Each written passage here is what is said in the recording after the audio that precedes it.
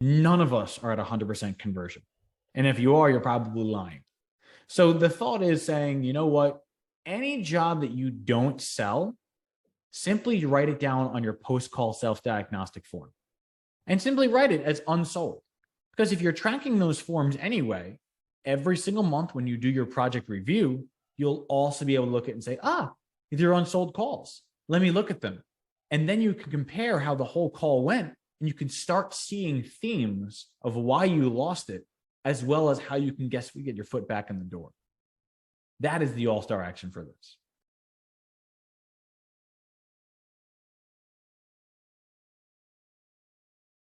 Welcome back to Electripreneur Secrets.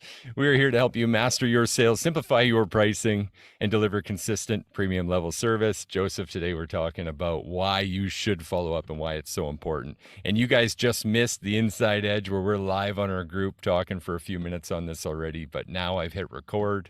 This can be on the podcast too. And we were just discussing. Twice is just as nice. Yeah, do it twice, just as nice. We were just discussing how important this is and how there's so much being left in the wake. Mm-hmm. And if you think about, actually, we have a lot of statistics that support this. There's a lot of information. We're not just making this up. There's a ton of data. And while data sucks, it's boring, man, does it help to make decisions that are informed. Mm-hmm. Oh my God. So can we talk a bit about the result that this one former client saw using your custom script, Joseph? Is that okay? Yeah, I'd love to.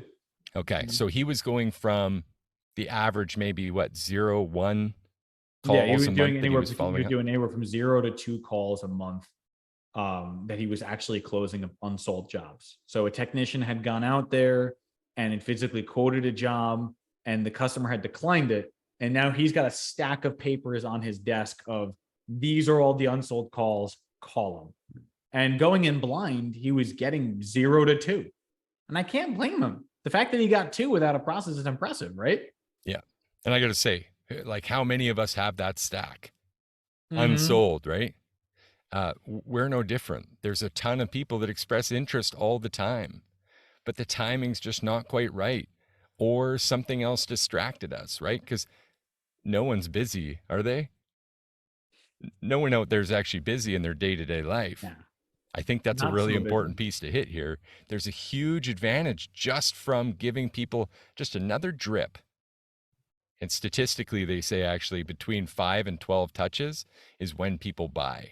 So we're actually already in a bit of an anomaly, I consider it, in service electrical, because quite often we'll try to make the sale in the first 2 to 3 touches. It's also why I love CRM so much, and the communications, all the extra little notifications. Hey, check out your hub. Hey, we've got this booked for this date. Hey, that date came. I'll be there in 20 minutes. Reminder of your appointment today. So we're touching on people multiple times to try to get them more and more comfortable with our service. And I went on a bit of a tangent here, but just imagine, right? These people are busy. So you tell me, with that said, do you have a big stack of unsold clients? People that you really don't know what happened.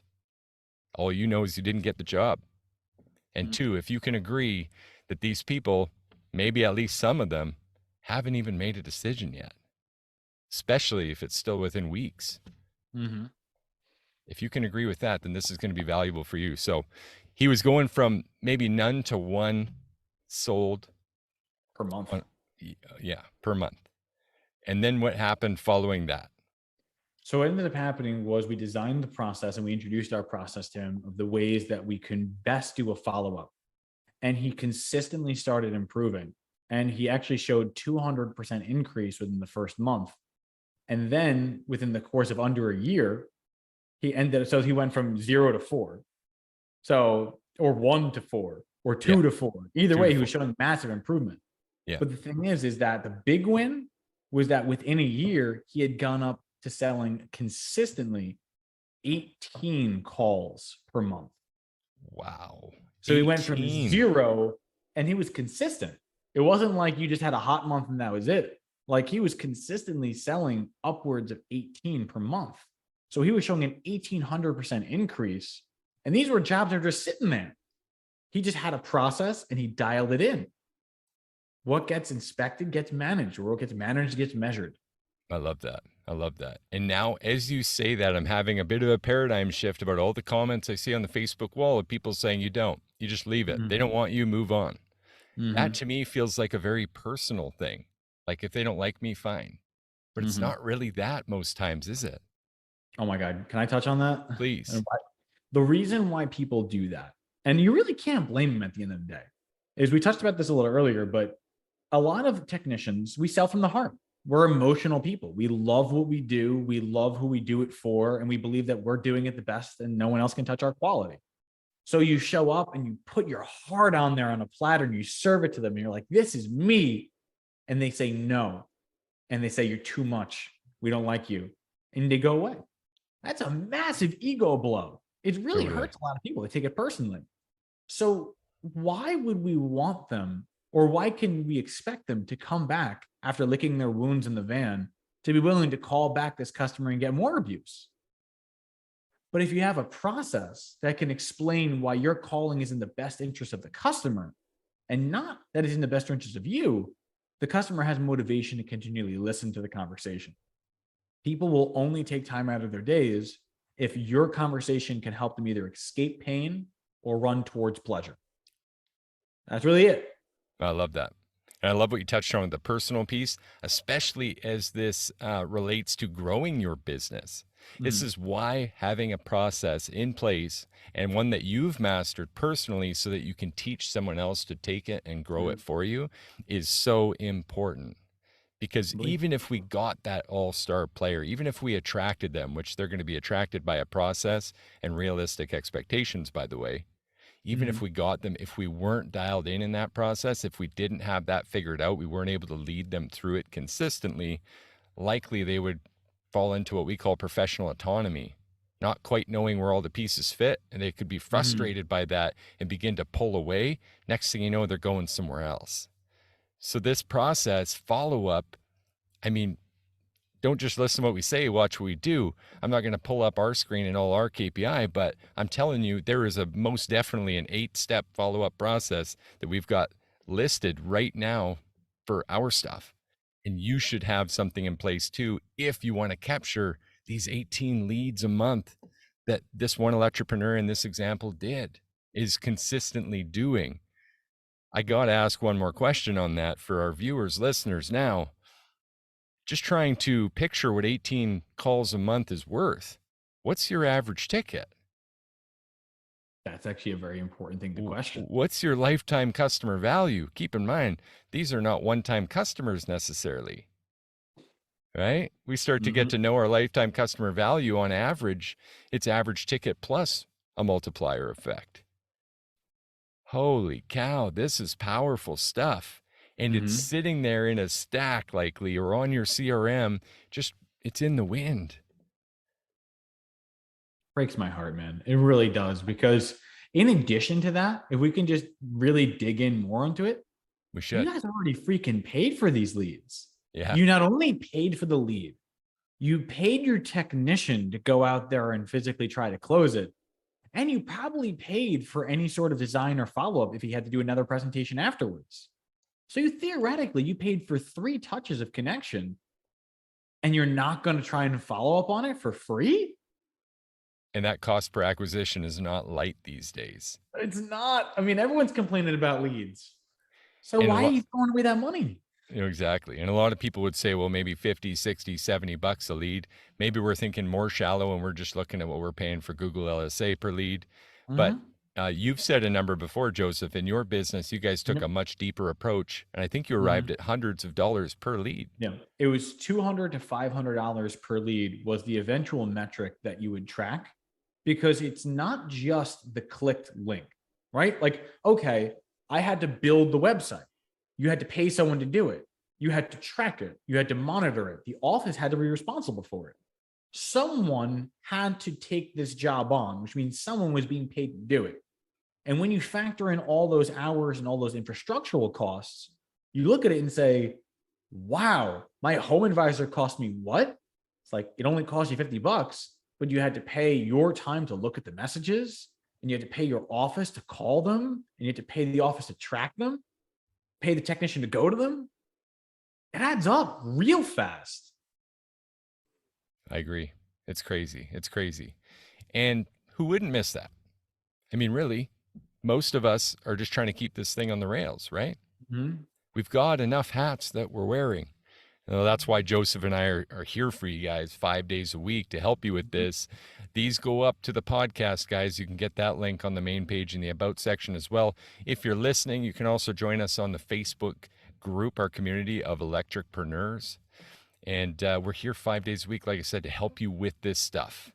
And nothing, I mean, nothing grinds my gears.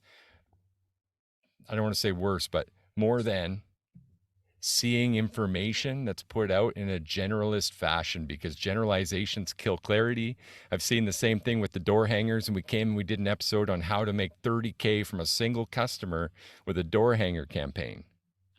It really happened. Now we're here with this follow-up, how to get 18 customers a month back from a simple follow-up. How long would this process take to run, Joseph?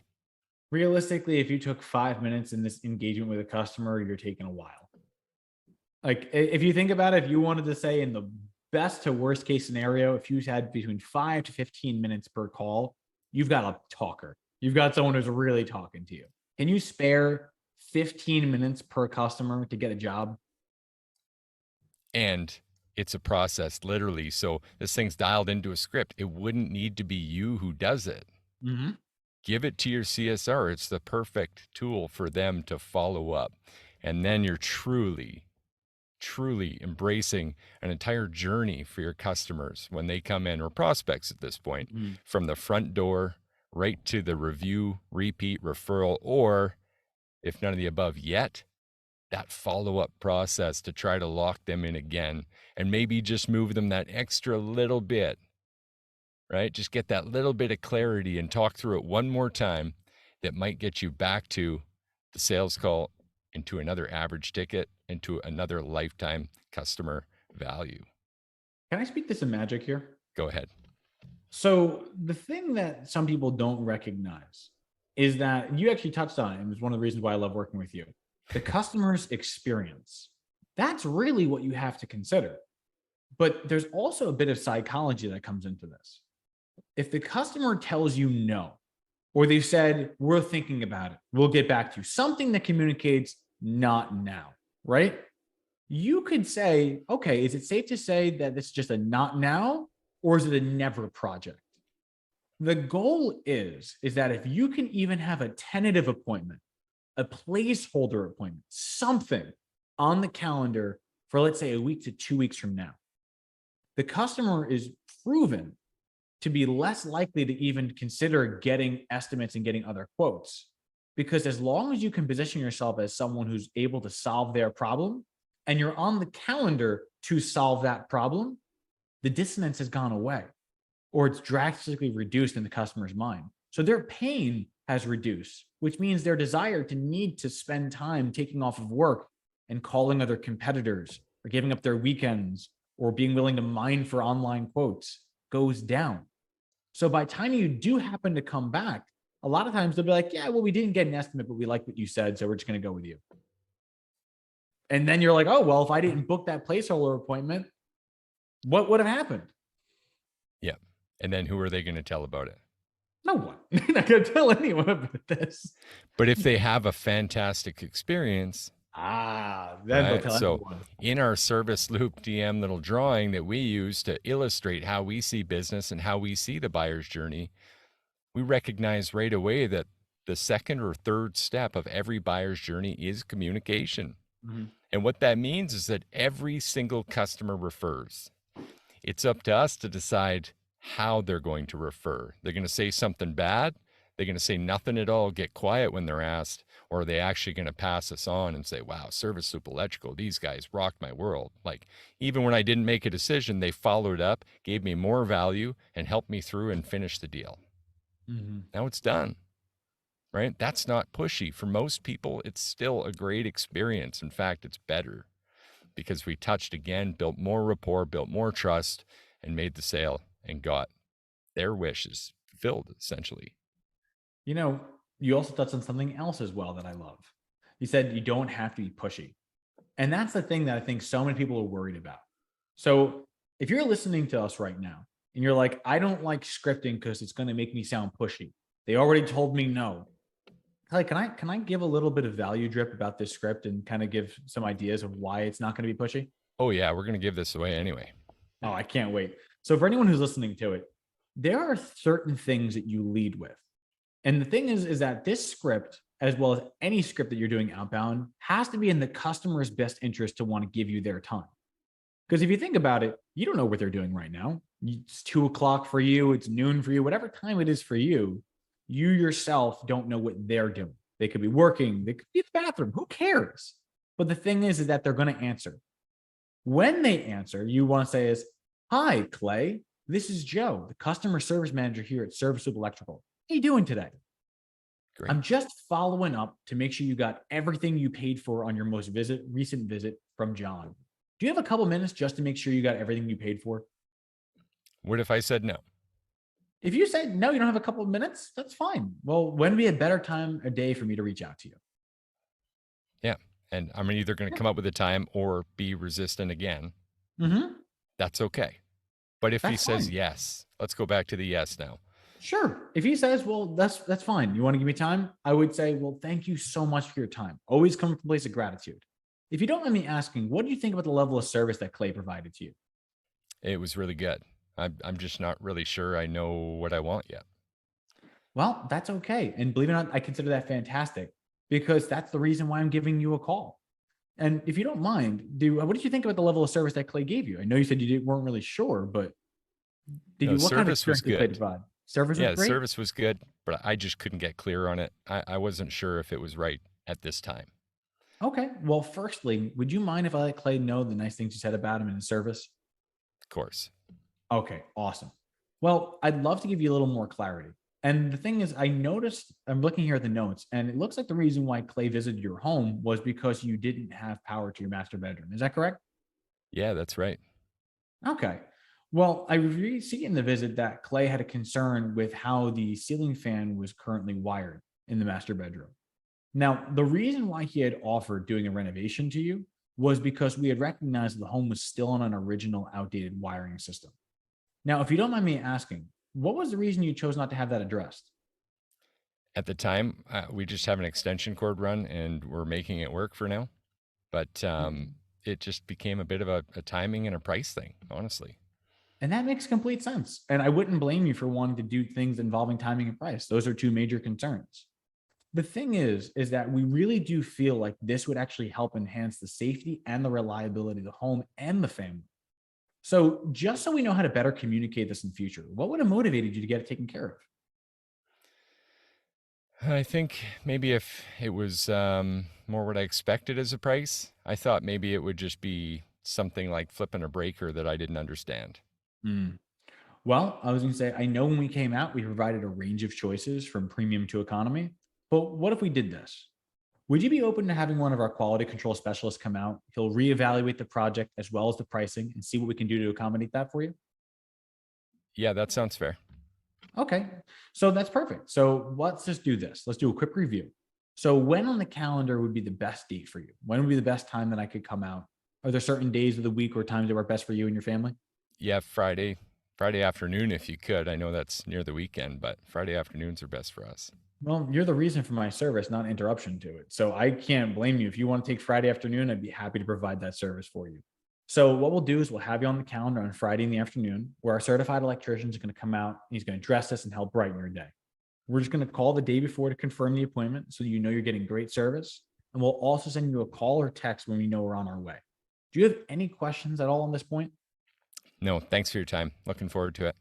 Not a problem. Well, Clay, on behalf of the entire team here at Service Up Electrical, just thank you for the opportunity to try and help you with this. I really look forward to helping you and brighten your day. Have an amazing day, Clay. Thanks, man. So in doing that, guys, we just ran the whole play. Joseph knows this thing front to back. He helped design it, of course, but that only took a few minutes, even with some resistance that I presented. Mm-hmm. 3-4 minutes tops, right? Yeah. The other thing I think that's really important to point out is the no is not a rejection. It's still a data point. Mm-hmm. We're learning, as you said earlier, I believe, We're learning and collecting data about what's working for us and what isn't. Correct. Because it's either going to be two directions that go here. And that's why the process works so well. It's either do they have time or do they not have time? It's one yes or no. If you have time, thank you. If you don't have time, when can I come? If they say that they like the service, great. Let me thank you for saying those nice things. If they don't like the service, that's also great because then I get the opportunity to learn of what we did wrong and I have the opportunity to correct it to a customer that I truly do care about. Yeah, And that theme consistently presents itself through the script. totally. Okay, guys, we're running low on time here. I want to get right to the actions. As always, we want to give you something actionable. Why? Because we know that if you go and take action and turn this into big wins, you're going to turn around and tell us about it. And that's what feeds this whole need right here. We want to help you guys succeed. So sharing that, having you win is a win for us. So please do. And action item one, I'd like to suggest is to take what you heard here today. Just take that knowledge and just recognize that it was a simple customer service outreach and a follow up to each call, and start doing that for yourself. Start doing that for the pile that you have just from this week. Just start. You don't have to go too far back, but we just have to start. I can't remember, I got a quote here, but you don't have to be great to start, but you do have to start to be great. So Yes. if you don't like the way 100,000% we on did that. it, do it your way. That's fine. But take that customer service centric approach, find out what went well, what didn't go great, and find out if they've purchased yet, because you're going to have gold to mine in that group. All-star action. I'm going to start this off by saying you can get this script from us, guys. If you typed all-star in the chat on our live Facebook post right now or during the replay, we'll send you this unsold follow-up script for both email, call, and voicemail. We've got two Yep. different scripts to cover all three situations that Mhm. will result in an increase in sales, hopefully at your average ticket price. So taking action on that would be a massive win for you guys. I do feel that. James says all-star. Thank you very much, sir. Did you have anything to add to that, Joseph? I would say I want to add to the all-star action. Yeah. So it's great that they're going to request it, and I'm glad that they're doing all that. But I'd say even taking it further is we all know no matter how efficient you are, there are calls that have been unsold. None of us are at 100% conversion. And if you are, you're probably lying. So the thought is saying, you know what? Any job that you don't sell, simply write it down on your post-call self-diagnostic form and simply write it as unsold. Because if you're tracking those forms anyway, every single month when you do your project review, you'll also be able to look at it and say, these are unsold calls. Let me look at them. And then you can compare how the whole call went, and you can start seeing themes of why you lost it, as well as how you can guess we get your foot back in the door. That is the all-star action for this. I love that. Great action. Okay. Well, thank you Anything so else, much. Joseph? No, I feel like we definitely hit this. I feel like I could talk about this all day though. So you're gonna have to put a muzzle on me.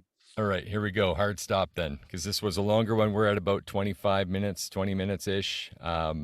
Guys, thank you for joining us. Electripreneur Secrets.